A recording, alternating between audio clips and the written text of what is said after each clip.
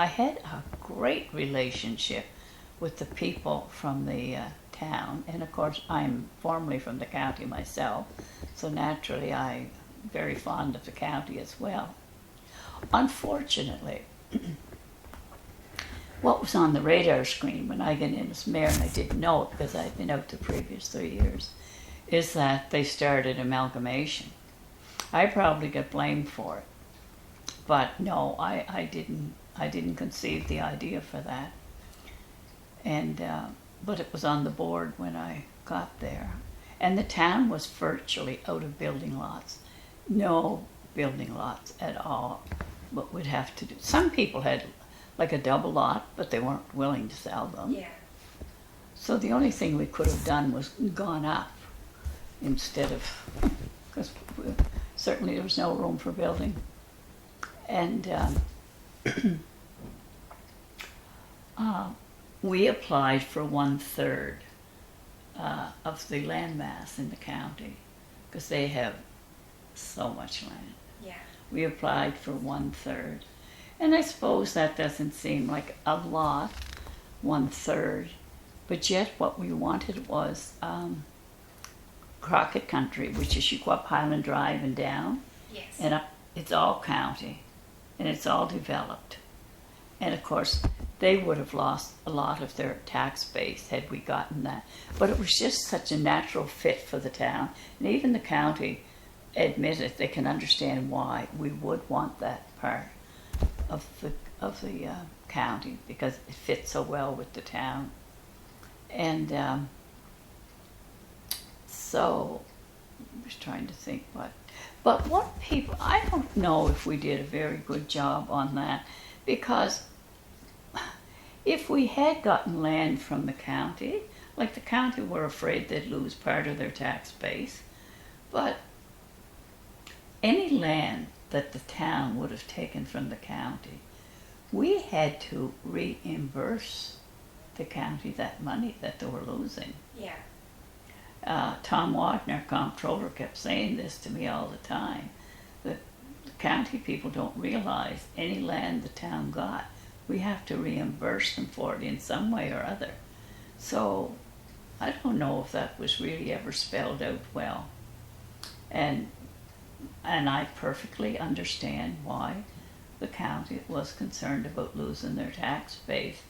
On the other hand, the town was struggling. We were being choked to death because we had no land. We had to do something. And I think in the future there has to be a better way. I don't know, how do cities grow if the bordering municipalities won't give them land? How did Halifax get to be such a city? Yeah. You know, there has to be a day come when the Utility and Review Board will have to be out of that altogether.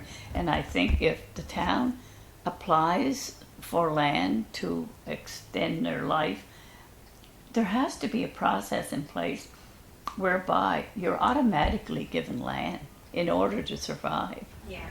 So it's a tough one. It's a very difficult one. So anyway, How would you describe the overall nature of the relationship between the town and county while you were? I got along extremely well with them. They didn't seem to, they knew I was the mayor. They knew I had to do what I had to do. But on a one-to-one relationship, I got along extremely well with the county councillors. And you know, I liked every one of them. And I think they had a great person in the name of Alan Bond, who certainly was there for the sake of the county. He's done the county extremely well. I worked for a great person, Brian McNeil, who was our town clerk. Brian was a very clever person, and he was not only clever, but he had such a heart. Mm-hmm. You know, Yeah. I just wouldn't hurt anybody, and we certainly wouldn't want to hurt the county either. But the thing was in process then, and we just had to go through with it. Yeah. And at one point, the after there were hearings for 2 or 3 nights, and the county had all kinds of people who got up and spoke on their behalf to leave the county as it is. And I was only able to get about 20 people to get up and speak at those public hearings in favor of the town getting a little more land. Because a lot of the people in the town own a cottage in the country. And so their loyalties were divided between the town and county. And they were quite willing to get up and speak. So many people, there must have been 50 or 55 people spoke in favor of the county compared to our measly little 20. But my goodness, I spent a lot of time on the telephone asking people if they would get up and speak. But a lot of them outrightly, very nicely, but refused to do it. Maybe some people are shy, maybe people were divided on the issue. As I say, a lot of people own cottages in the county, so they were kind of between a rock and a hard place. Yeah. So what was the result of that? Okay, that's what I was going to tell you. After the public hearing, the Utility Review Board, in their preliminary decision, said that the town would be better off under the auspices of the municipality of the county of Antigonish. And the county got very excited over that. Very excited over it, that they were going to take over the town. We were very disheartened over it. And I felt extremely badly over it because here I am, the first woman mayor of the town of Antigonish, and I may lose the town. Yeah. That was something that haunted me when I'd go to bed at night. But our lawyer, Jack Innes from Halifax, said, you have to have a plebiscite and people will vote. And Jack Innes thought if we could get the town to vote, if we could get an 80% vote, that the people of the town wished to remain a town and not be amalgamated with the county, he thought that the Utility and Review Board would change their mind. So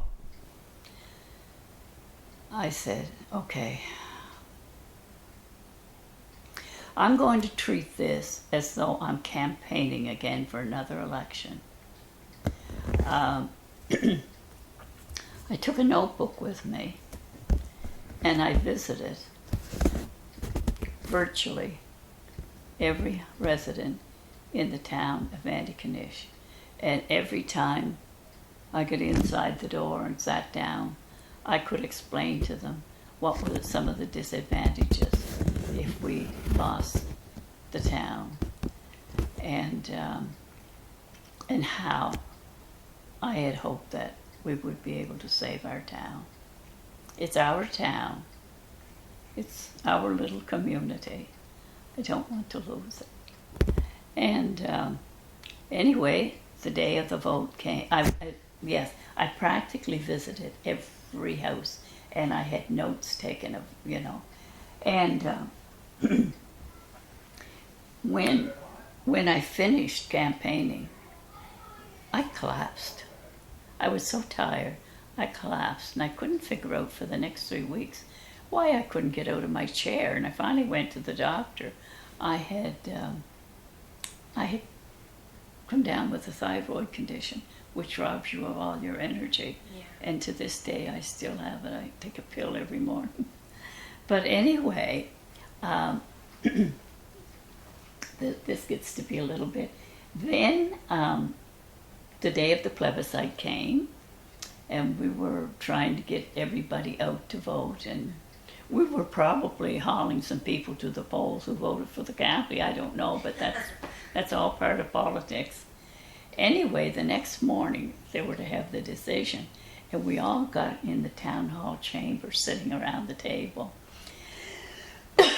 And we waited and waited for Jack Innes to call us.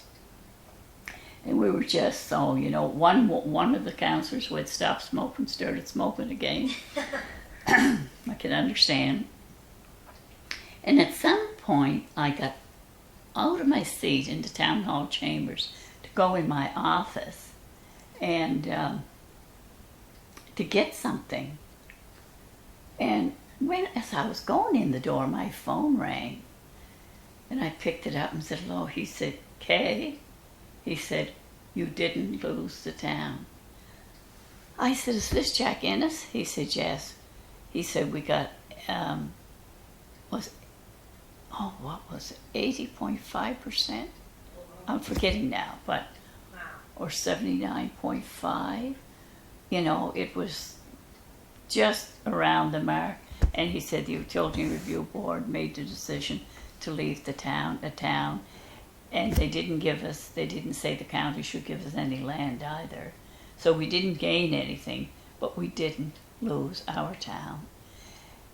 And I said, okay, they're all in the town hall chambers waiting to hear from you. I said, I'll go in town. And when I went in, John Smith was sitting there.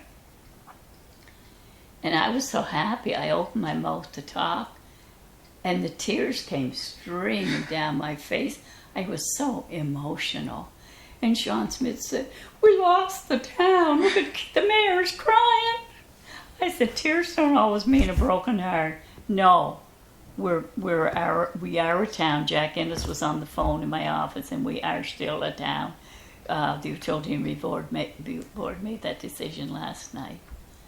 So we were just so excited over it, But it was a tremendous learning experience.